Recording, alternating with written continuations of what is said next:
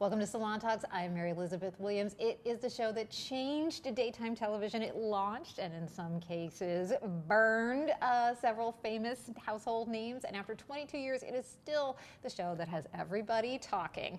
And you have just seen half the story if you've watched The View on television. We've got award-winning journalist here, Ramin Setoodeh. He's with us today to talk about his new book, his first book. Congratulations. Thank you very much. Thank you so much for having me. And also congratulations on your excellent posture.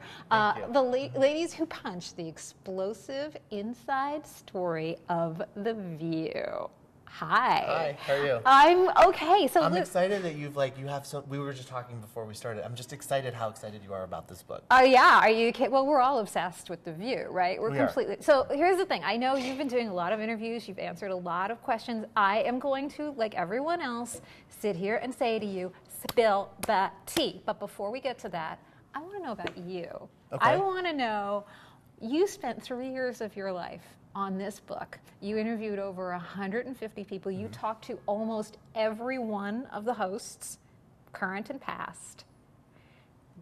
What would make someone wade into this storm of crazy? So I've been a journalist for 15 years, and I've covered everything in the entertainment industry. I was at Newsweek for 9 years, and I've been at Variety for 6 years. And the one topic that consistently got the most traffic, that consistently got people interested and comments and links to Drudge and links to, sites for red states but sites for blue states, were stories about The View. Because it touches on so many different parts of our society. It's women in Hollywood, but it's also Hollywood in politics, and it's feminism, and it's the emergence of Donald Trump as a foe and enemy of Rosie O'Donnell, but also of women in general. There's just so much about the show that's culturally important that I started to see it as a book a few years ago.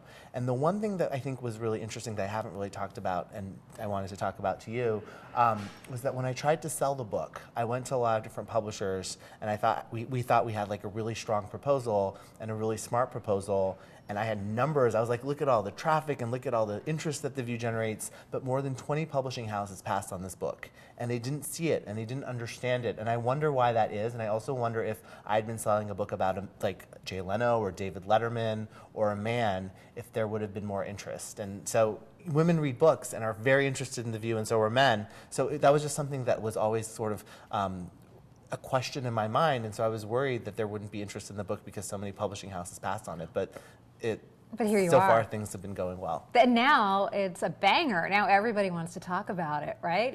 You're having a very splashy People are interested in The View. People are interested in The View, and they're interested. It's an important show. I think you've really hit on it too, because it is women's stories and it is women's media and how women have changed the media. We had Tina Brown in here a couple of weeks ago and had very similar conversations about the way that women are portrayed, women with power in the media are portrayed, and women, the way that they approach the news are portrayed, and how things that are interesting to women, even when they're news, are seen as lesser than. And that is an obstacle. And you start out this book with Barbara Walters. She's in her late 60s, but she's at the top of her game, and she has this very unusual project kind of come to her, but also come to her mind. And I want you to tell me a little bit about this, the genesis of this, because those of us who remember when The View launched were like, what are they doing? This seems crazy. And it still is, but it was so unprecedented. Tina Fey tells a story about how when she was writing the spoofs for SNL, the men on SNL thought it was a fake show. She didn't realize that there was an actual thing called The View. In 1997, Barbara Walters had this idea for a show where she'd be talking to other women about the headlines of the day. She didn't want it to be a controversial show. She didn't want it to be a scandalous show. She thought it would be kind of a nice show, a counterpart to 2020 during the day. And she tried to sell the show, but the interesting thing was that ABC News executives, thought it would tarnish her reputation and would hurt her career, and that it would do more bad than good. And so they kicked it to the daytime team, and that's how it got produced it was going to always be during the day, but there was a chance that the news team could have taken it, but they weren't interested in it, which I think is very interesting and also speaks to sexism in news, because again, this is Barbara Walters. She's at the top of her game, and she had to fight so hard to get the show started. She's the highest paid woman. Like she's broken every glass ceiling. She is doing 2020 at the time, and it's still just like, I don't know. I mean, this is, you also mentioned in the book, like this is the woman who hosted a show called Not for Women Only. Right. I mean, that's how devalued the idea of women talking about news was 22 years ago, still is today. And so this project gets launched, it quickly becomes, oh, maybe we do want some controversy. And they do this big call for all different kinds of women, and a whole bunch of women show up, and then this kind of magic happens at the table that they couldn't recreate with any other combinations. Right. The first 4 co-hosts that they tested, which were Joy Behar, Star Jones, Meredith Vieira, and a college student named Debbie Matenopoulos, who's 22 and had never done television. Those were the 4 they went with, and they tried about 150 women, and they couldn't recreate that magic with anyone else. But what was also interesting for me looking back at the origins of the show was just how Barbara envisioned it and how it had to be changed. She wanted it to be her talking about Syria and New York Times articles. And she was told by daytime executives that they need to think of more like Daily Mail articles and stuff about, you know, sex and scandals and fun stories. And she adjusted to that, and she agreed to that. She didn't want an audience originally when she launched the show. She thought it'd be in a small studio like 2020, and then they realized they needed an audience. And also originally when she launched the show, she was only going to be on 2 days a week because she didn't want, again, to be too closely associated with it because she thought it would harm her career, and she was very busy. And so Joy Behar was her substitute.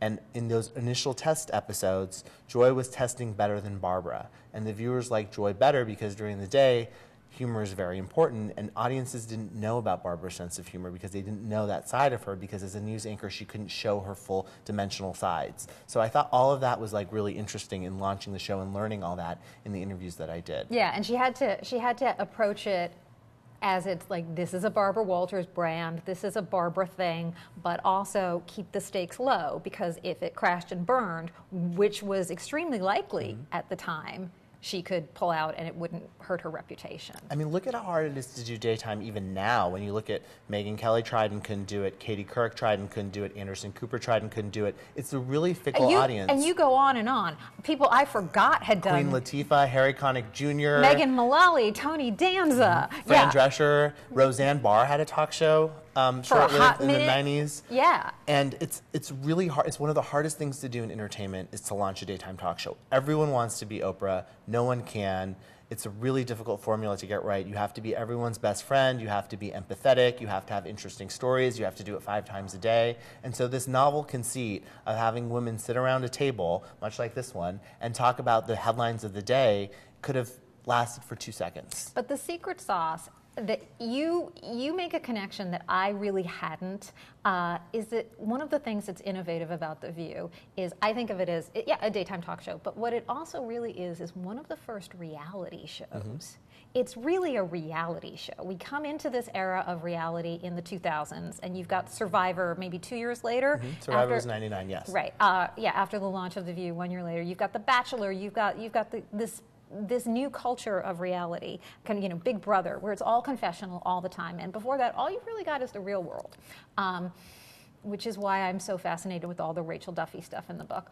But what it really comes down to is, like, it's about personalities, and it's about the bickering, and it's about the tension that very quickly emerges, that's kind of what the key of this, that this is one of the great innovations of this weird, beautiful, strange, important show, is that it paved the way for what we watch at night. 100%. The Real Housewives, I think you could trace to The View. The fact that these are women that come together, that start out as friends, but then become frenemies, and then maybe not even frenemies, but actual enemies, was a narrative that Barbara never anticipated, but became part of the show and also became something that fueled the show, especially in the later seasons. And if you couldn't do that, like Elisa Ling, and you wanted some privacy, and you want it to not be The View person, The View lady, 24/7, it didn't work, and you weren't gonna make it. Right. One of the things I uncovered in my reporting was that Lisa was actually fired from the show. So we all thought as viewers, Lisa, after a few years, wanted to move on and to do other kinds of reporting, but they felt that the numbers weren't going up with Lisa at the table. She initially made the numbers go up. When they replaced Debbie Matenopoulos and brought in Lisa, it became a smarter show and viewers liked it. But then as we entered into the Bush years, there was this need for more tension and more drama. And the executive producer, Bill Getty, came up with the idea to have a Republican at the table. And then we'll get to the Republicans at the table, but I also want to say, if we want to talk about tension and drama, we're talking about Star. We're Yes, talking we about. have to talk about We have to Star. talk about Star Jones. I waited for a year. warned you I was going to talk about I waited Star. for a year to interview Star, and it was worth every single day. I wrote to her so many different times. She didn't really want to go back and revisit The View, but I knew she was an important person to interview for this book because she was so hugely influential on the show. Everything about the way that she set the tone then. Like she really, yes, you've got your Debbie and you've got Elizabeth coming later and you've got that kind of political tension, but just the like personalities and the backstage shenanigans that Star brought to the table and the personal life. And then what she innovated, which I thought was really fascinating. Like there are so many things this show innovated, but I love that she really kind of innovated the whole like product placement in news in a way that we never saw before. And it really came down to her wedding. Right. She branded her wedding, and now when you see like this home renovation sponsored by Lowe's, it's like, thank you, Star Jones, you did that. Like everything that the Kardashians have, really. Thank you, Star Jones. Sponsored posts on Instagram you're right, Star Jones is in a way responsible for all of that. And in the book, she defends that practice. She says, now it's the coolest thing in the world. There was all this, tension when I was doing it because people didn't know what it was, but she went to ABC. She said she's getting married. She said it's a story, the story of her wedding. She said, I'm either doing it here or I'm going to do it on another show. And ABC, for better or for worse, didn't want to lose out on this story and allowed her to do it, and it hijacked The View. And she's like, I'm going to get those $35,000 invitations, which sound amazing. Right? It's a box with a leaf of paper and it was like. Is there a pillow or something? There was a pillow. Yes, I saw that episode back, and she gets those invitations and she sends it out, and they worked. She got Hillary Clinton and Donald Trump to come to her wedding. So. But not her coworker. Not her coworker. Yeah, not like she her, didn't invite some of her but coworkers. not her, even though they had to go to her shower. Right. That is tacky. You don't invite someone to the shower if they're not coming to the wedding. But that's true. But also, I think what's interesting about Star's wedding was that it started this era of the dream celebrity wedding. The fact that you as a celebrity could sell the story of your wedding, that you could be on the cover of a magazine with your wedding and you could get money for that. Star really... And you could get money for it. Yeah. That's the crazy thing, is it's like it used to be like, here's this beautiful wedding, and now it's, here's this beautiful wedding that I'm getting paid to sell.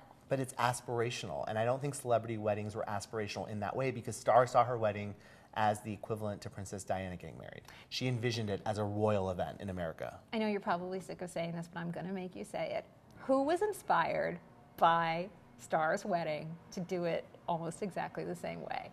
What do you mean? know, what celebrity couple was like, give us that? They were at the wedding. Oh, I know what story you're talking about. There were two. You said celebrity, and it threw me because he's now the president of the United States. There was a young man and a beautiful woman, and they were guests at this wedding, and they said, make me one of these exactly the same way. Okay, so here's the story, and I got it from Star Jones' wedding planner, David Tutora, who actually hasn't really talked about the wedding since it happened because it kind of eclipsed his career and he had to stop talking about it. But Donald Trump and Melania come to the wedding. This is in November of 2004.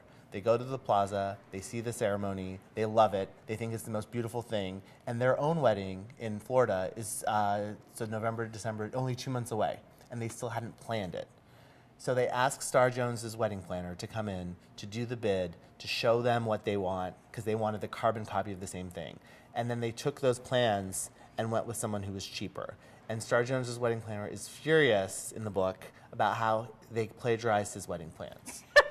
And he says, and it's true because I looked. You look at if the you photos. Do it side by side. Oh, I did it after I read the book. It looks the same, right? Yeah. No, it's a valid complaint. But I just love that Donald and Melania had no plans for their weddings 2 months before. That's how deeply in love they were. Yes. That then 2 months before they pulled out a knockoff. Right. They pulled out a knockoff. Before Melania plagiarized Michelle Obama, she plagiarized Star Jones. That's what you say in the book, yeah. right? It's like it's their history of plagiarism starts pretty early, right? And then, all right, so now we got to get into like some of the watershed moments of this show.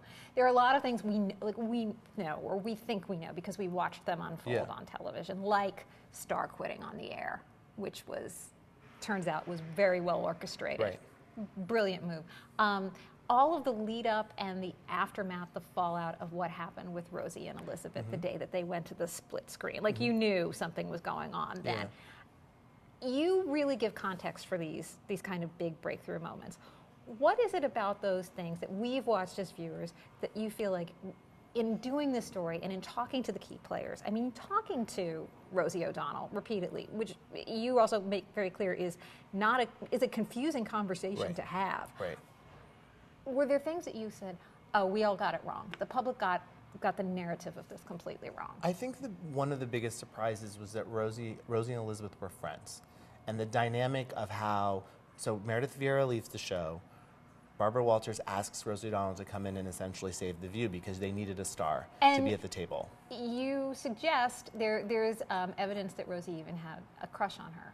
Yes. Rosie was the one that, I had heard that from producers because I was told that when Rosie was on the show, she openly talked about that to producers, how there was something, and she had a crush on Elizabeth. But she never acted on it. She never acted on it. It wasn't a sexual thing. She was married at the time, but she had a crush and we all crush out now and then. And so I asked her, and Rosie, who is always candid about everything, to her credit, was like, "Sure, I had a crush on Elizabeth," and explained it, and gave me her explanation, which I thought was made sense, and she was honest, and I appreciated that. And then it came out, and Elizabeth then reacted to it. So I thought it's interesting that it's still going on all these years later.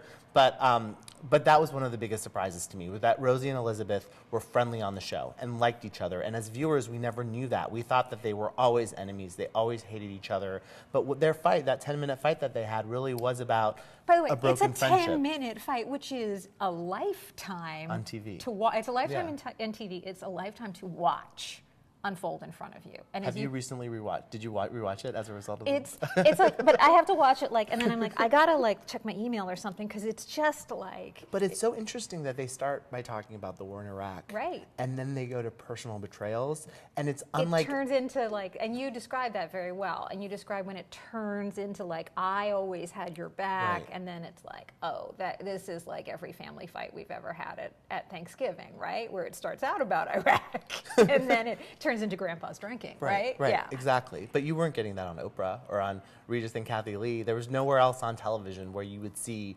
the evolution of politics turn into something very personal. It is very personal. And it's I think that's why it blows up the way it does, because they do care about each other. Right. These are two women who care about each other, who have history. It's not just you're the dummy across the table from me. And that's the reality TV component too, because it was real. There was nothing about, sometimes we watch reality TV and we're like, is it manufactured? Are there producers pulling the strings? Is this something that they're pushing the contestants to do? But this was actually Rosie and Elizabeth speaking to each other as if the cameras weren't there and there weren't 200 people in the audience terrified and horrified. And poor Alicia Silverstone was the guest that day. Right, sitting in the back, who just wants to talk about being a vegan. Who has no interest in getting involved in all of this, and now has to go on live television and somehow sit between Rosie and Elizabeth. It was a day. And poor Joy, just trying to every now and then. Trying to end the fight, yes. And then that is you would think would be a career ender for Rosie, and would definitely be an end of Rosie and the View, but it is not. It's not. She left, that season. Yeah. But then once Barbara decides she wants to retire, ABC's worried about the legacy and the future of the show, and they think the solution is to bring Rosie O'Donnell back. Even though there have been HR complaints again, it's not just oh, she was kind of erratic or she was a big personality.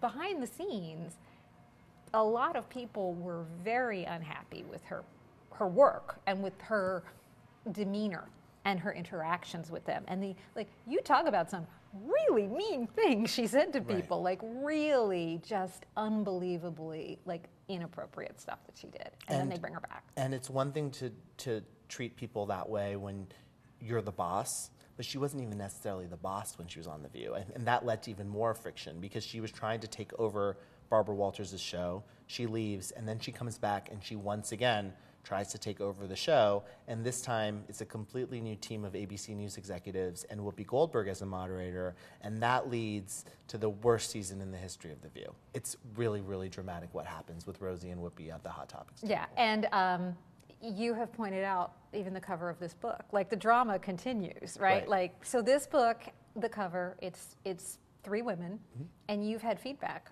I have.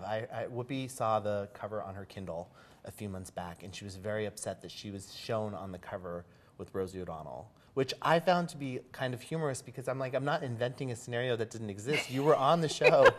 like there are for photographs we months could have used. with Rosie O'Donnell. Like, it's not like I'm creating a situation that didn't exist. They were on the same show together. But it got so ugly between the two of them that Whoopi doesn't even want to be seen in an illustration with Rosie. You just want an eternal sunshine of the spotless mind. So I want to ask you about this, like this moment in the show's history, because on the one hand, it is innovative. It is important. Like, I really value what the show has done and what it has brought in terms of the audience of, as you put it, like it's very much stay-at-home moms who are watching this, but the way that it really respects their views and their ability to really pivot, like women who have babies can pivot from the war in Iraq to Alicia Silverstone talking about veganism. That's all real. But the way that the show gets described, I have seen this a lot as someone who works in news too, is so-and-so has a hissy fit, so-and-so has a cat fight.